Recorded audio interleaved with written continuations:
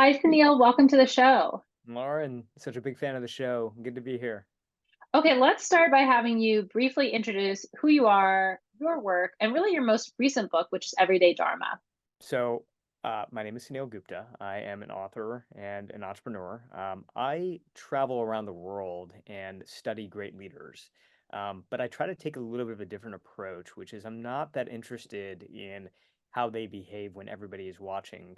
I'm kind of interested in behaving like how they behave behind the scenes. So, in other words, what are we doing internally in order to succeed externally? What are the habits that we are practicing behind the scenes that allow us to rise to the top of their game? And I take these habits and I unpack them and I write about them, I speak about them, and I put a lot of them in my latest book, Everyday Dharma.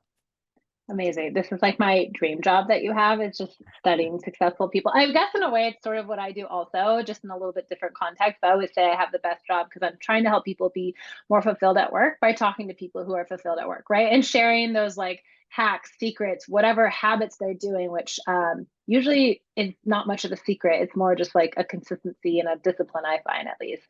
Well, and I love the format that you do it in, Lauren, because like you have a way of making your guests really comfortable, and I think when you have conversations like that, you can get below the script, right? And when you can get below the script, that's when you get to the real stuff, like the vulnerability of it all, right? And for me, the way it happened is that I had actually started two companies that both failed.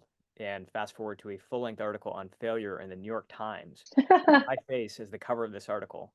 And somebody who was really important to me, she kind of convinced me that what I should do is do something with that article instead of like, hiding my head beneath the sand. I should send it out to all these people that I admired as almost like kind of like an entry point for a conversation. And so I did. I started to send this article out to Oscar-winning filmmakers, celebrity chefs, coaches of professional sports teams, leaders of large iconic companies, all these people I admired who had no idea who I was. And all of a sudden, I realized like they were responding. The response rate to that note was way higher than I would have expected. And it opened the door to all these conversations. But the twist was that it wasn't just like, the typical, hey, how do you succeed conversation? It was, what do you do when you lose? What do you do when you Mhm. make mistakes? How do you get over a setback? And I realized that a lot of the stories that I was learning through those conversations, and maybe you're finding this to be the same, were conversations that I wasn't reading online.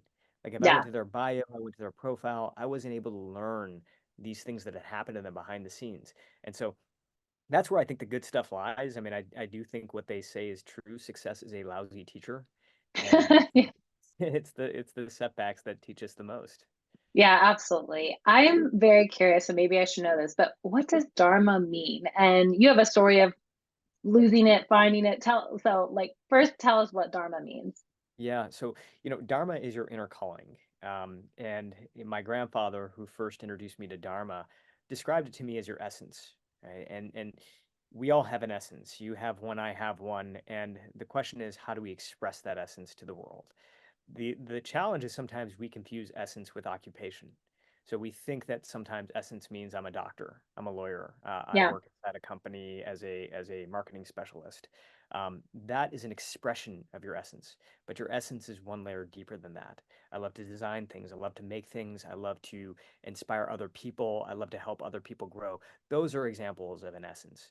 And the challenge is that when we're in the world of work, we get pulled away from our essence and into this world of occupation, right? And when that happens, which I think it happens to most of us, we start to lose a sense of who we are. So, Dharma is not what you do, it is who you are, and how who you are gets expressed through what you do. And the way that I like to think about it more than anything else is alignment, right? That there is who you are and there's what you do. And it's really a question of how do we start to align those things. Now, that might actually sound like a gargantuan task, right? Like you have so much stuff going on in your life right now, all the stuff happening with work, but not to mention, potentially kids, drop-offs, pickups, aging parents, all the other things we have going on. None of that stuff goes away just because we get busy in life. So adding sort of this task of alignment can almost seem like one more thing to do.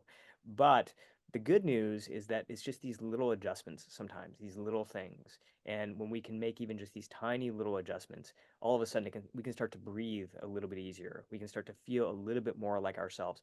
And, as a result, we start to do some of our best work as well. Interesting. How did you lose your Dharma and then find it again? What's that story? Yeah, for me, I was an entrepreneur. I had moved to Silicon Valley because that's what all the cool That's kids. what you do. Yeah. Yeah, I mean, I finished up law school in 2008.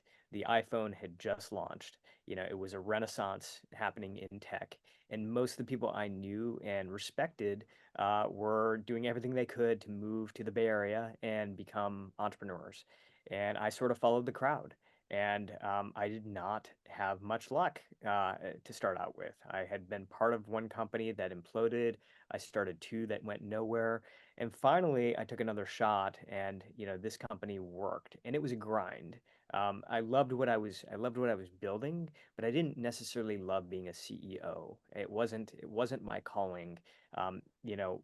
But what I kept telling myself, and I think a lot of us tell ourselves this, is like we are going to get to this point where we're going to reach a level of success, and once we reach that level of success, we will finally be happy. Yeah. And what ended up happening for me is after many failures, I finally had one success. And at the end of that one success, I kind of realized like, wow, like I was happy, but for a very, very short period of time. We ended up selling the company. I started getting written up in these, newspapers, and it was a nice stroke to my ego. And it was like, and I finally wasn't in debt anymore. I had a little bit of money in the bank, and that's very freeing. Like I Yeah. don't want to minimize that in any way, but the challenge was that literally a couple of weeks later, I woke up with that same sort of empty sort of feeling, that same sort of like, you know, am I doing enough with my life? What do I do now? Sort of feeling that I had before. And I didn't know how to describe that feeling at the time. And it wasn't until years later when I was in the field as a researcher, I shifted my career after that. And I joined the faculty at Harvard Medical School, and I started to study, all these leaders, that I ran across a theory called the arrival fallacy.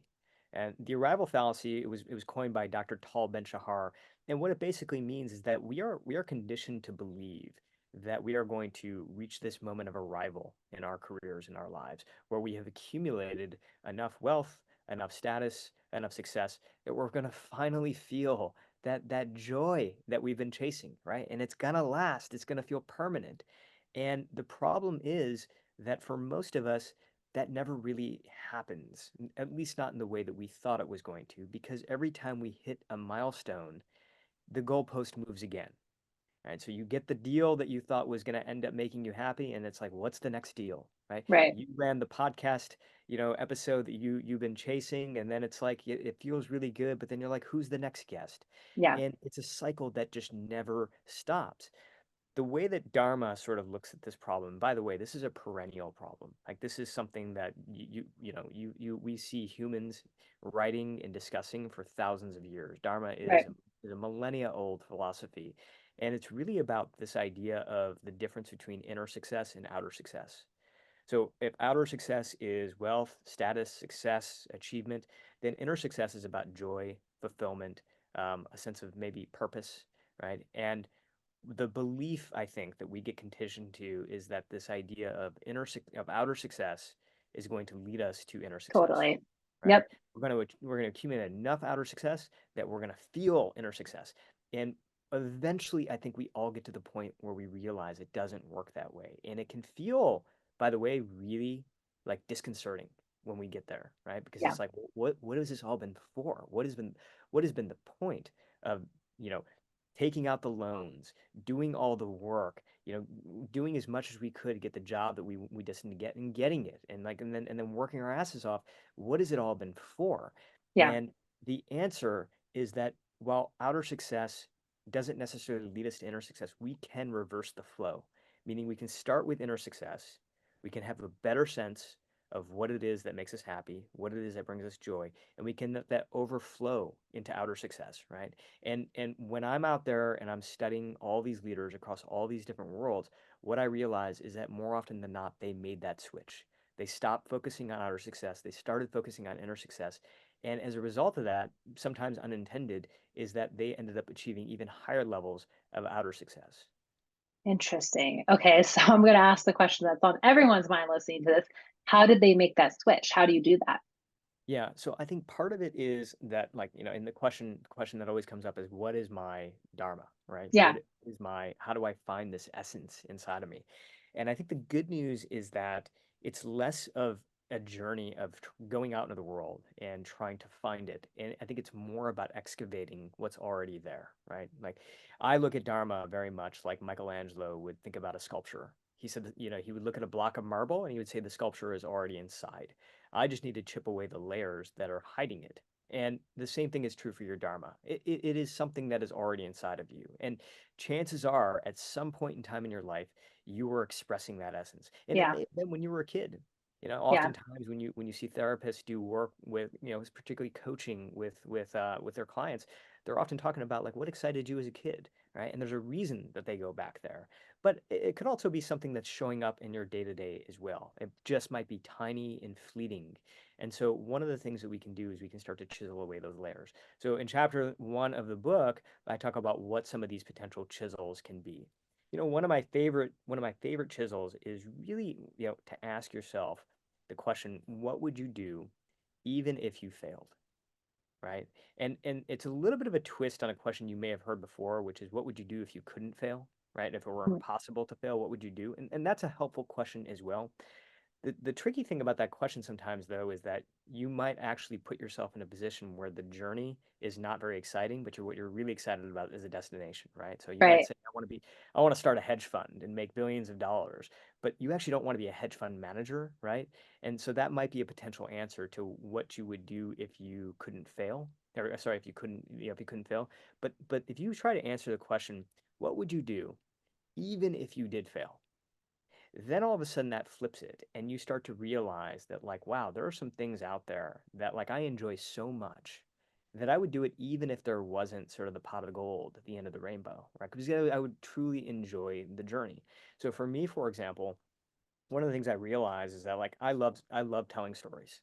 And when I was working as an entrepreneur, even, I would look forward to the moments that I could get up in front of a potential partner or even an investor and certainly my team, and I could tell them a story about a patient that we were working with. I started a healthcare company and we did one-on-one nutrition coaching. So people who were focused on lowering the risk for diabetes and hypertension, we would help them get to better health. And when I could tell their stories, I could feel myself come alive. And Yeah. literally, if you did not pay me a dime, I would sit there day in and day out and do that, right? Which is why I started to spend time before and after work writing down these stories, which ultimately is what led me to becoming an author. But if you can answer that question, that can be one chisel, right? And there are others as well, but I think that that's a really good one to start with. It's interesting. It's like, what would you do if money was, you didn't need to make money, right? Like we've heard variations of this question.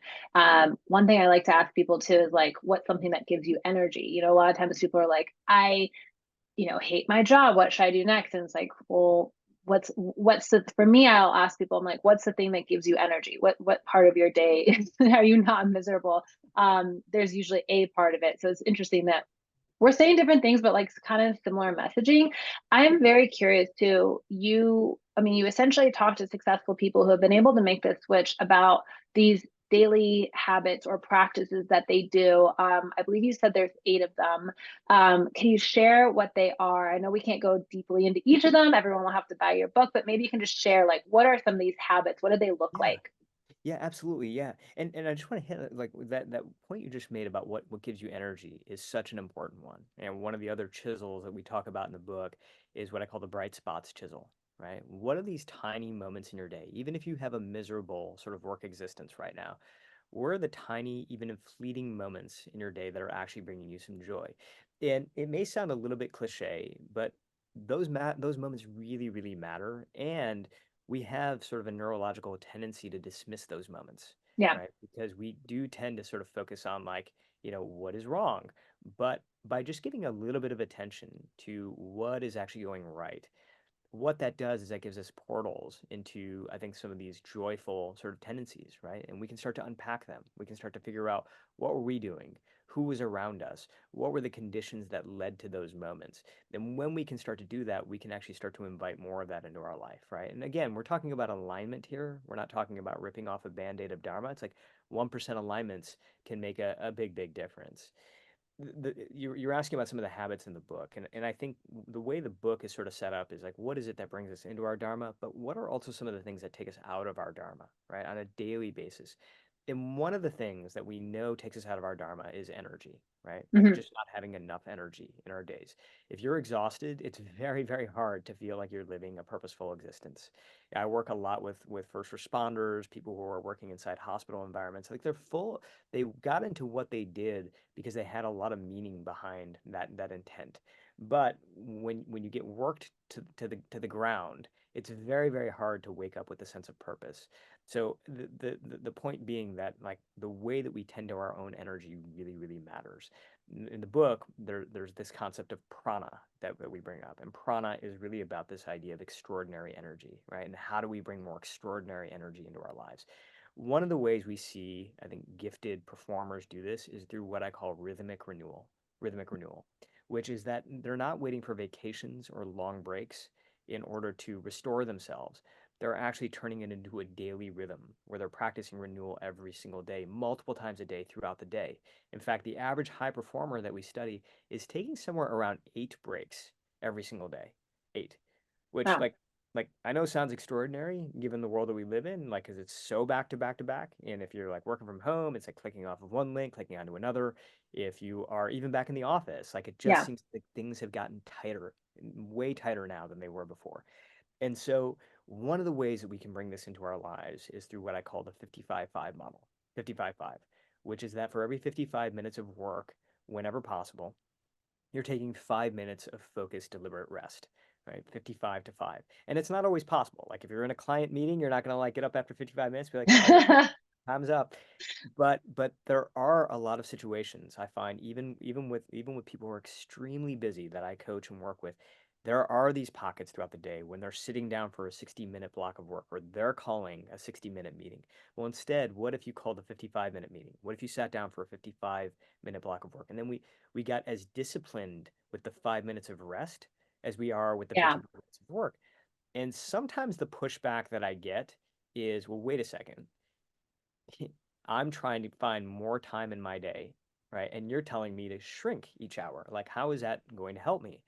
And the answer is that every single one of those 5 minutes has been scientifically proven to make the other 55 minutes far more effective, far more productive, far more creative, bring far more energy. All the qualities that we associate with success, you will have more of that for that 55 minutes.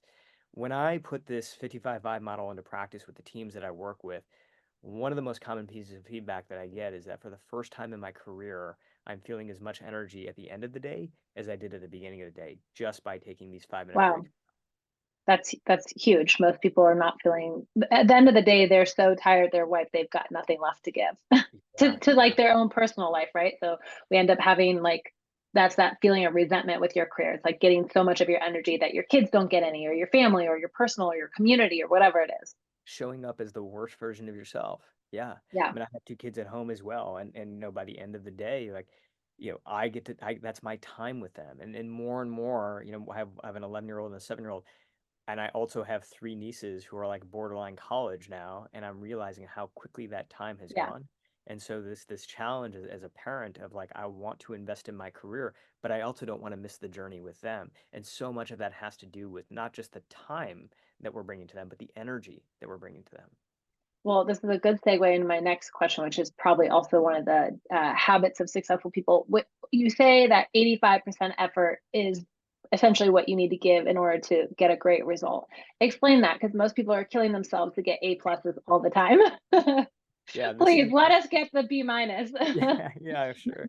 This is a controversial one. I spent a lot of time inside of big companies and with leaders who are, bring me in to motivate their people. And then I talk about this thing called the 85% rule. And they're like, whoa, whoa, wait a second.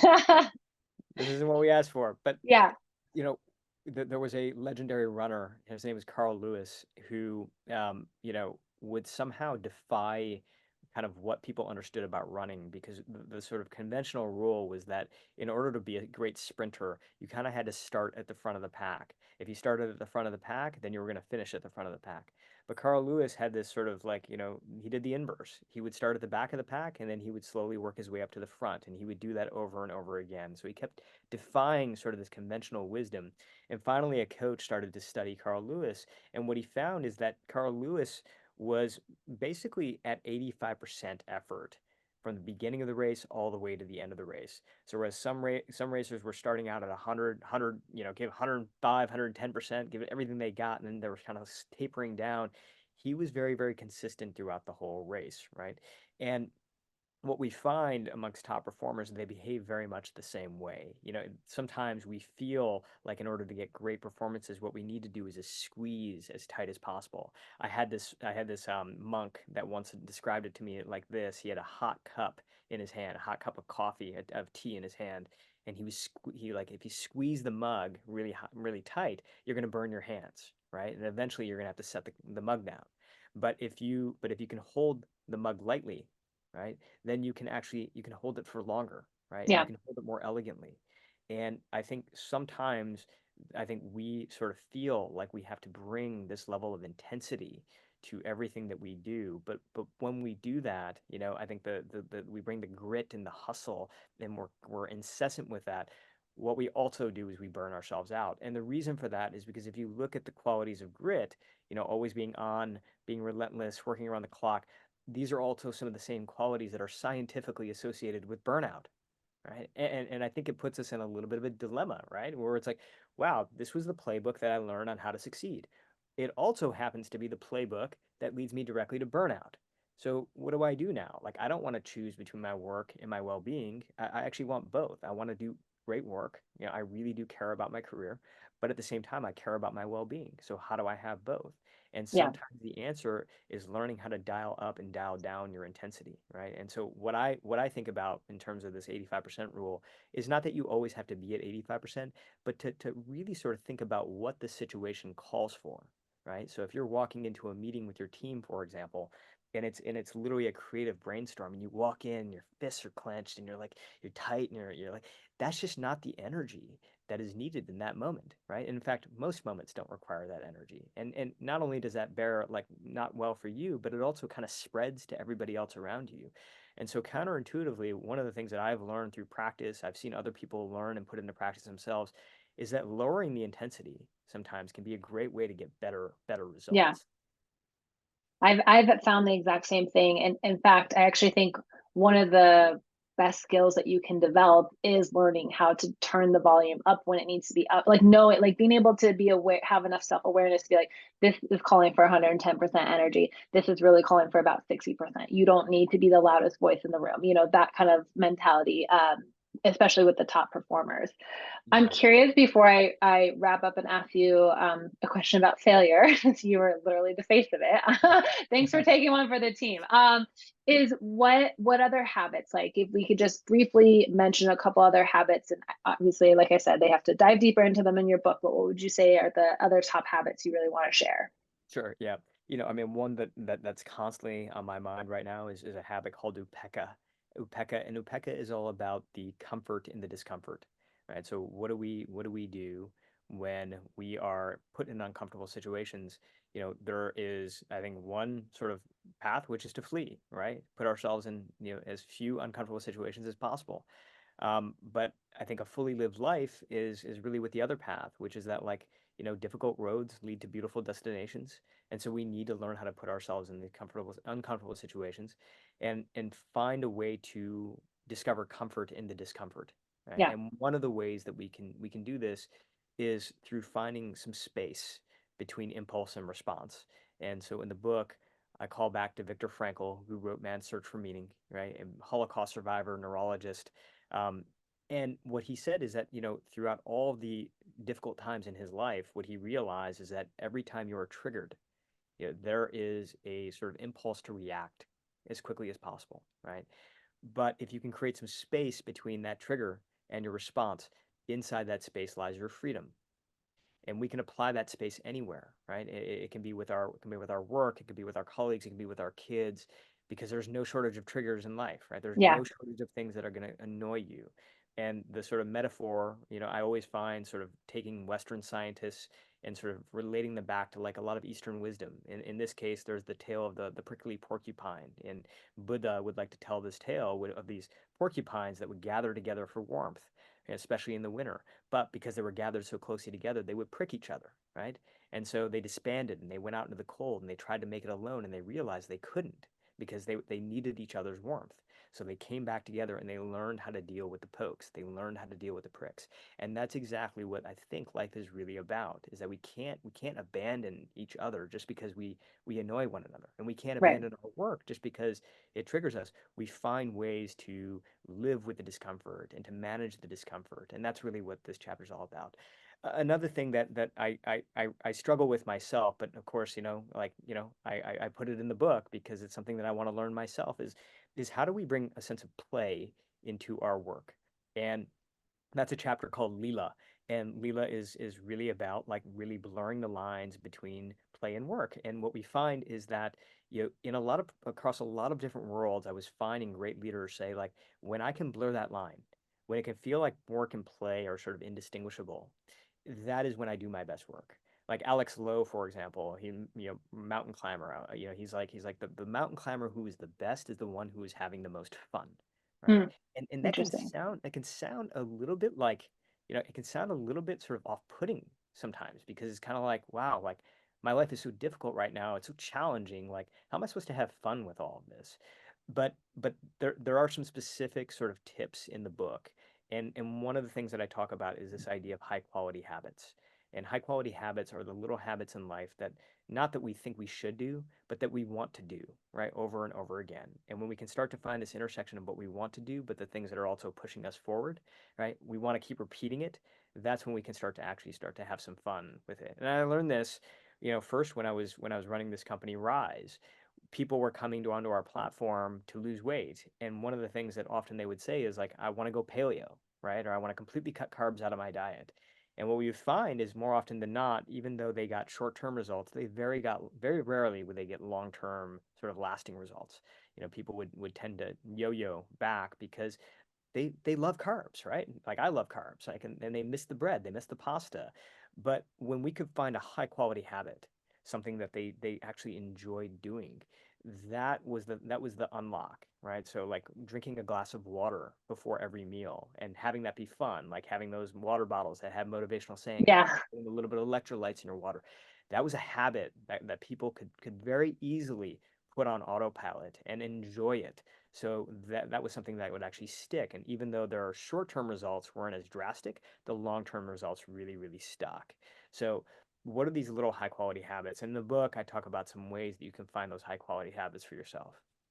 I love it. Okay, everyone has to read this book. I feel like this message resonates so much with me because I talk a lot on the show about um, the old definition of success and this new definition of success and how it's so personal to people. And I think what you're talking about, Dharma, finding your essence, one, it's very relieving to know that it's already inside us. It's not another thing we have to go get. But two, I think a lot of us, to your point, have been so programmed to whatever it was internally, shut that down, quiet that voice, or quiet whatever it is, to go and look for the external things because that's what we share to the world. That's what the world constantly is telling us to put on Instagram, LinkedIn. Tell me about. I interviewed someone once and they were saying, make it's very Western to basically say, what's your name and what do you do? And so naturally, if it's the second question we almost ask everybody, it becomes a huge part of your identity. So anyway, I love your message. Absolutely, you guys, this book is so good. It's everyday Dharma.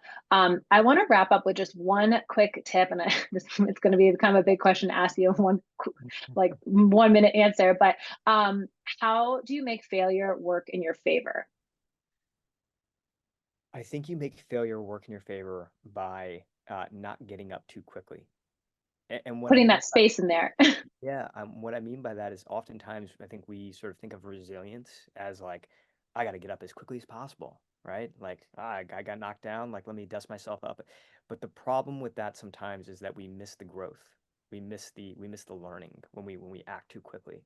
Yeah. And so I think it's hard sometimes to sit with your own discomfort. It's hard sometimes to sit with your own pain.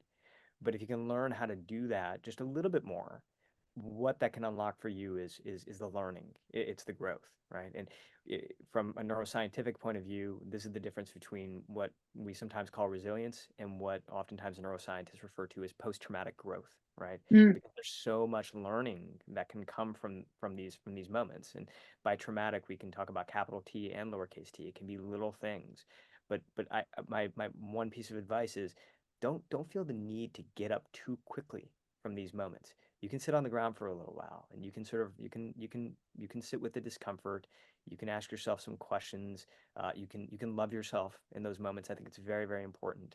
And I think from that is where we grow. I think there's a beautiful quote by Rumi that the world will break your heart, break your heart, break your heart, and eventually your heart will crack open.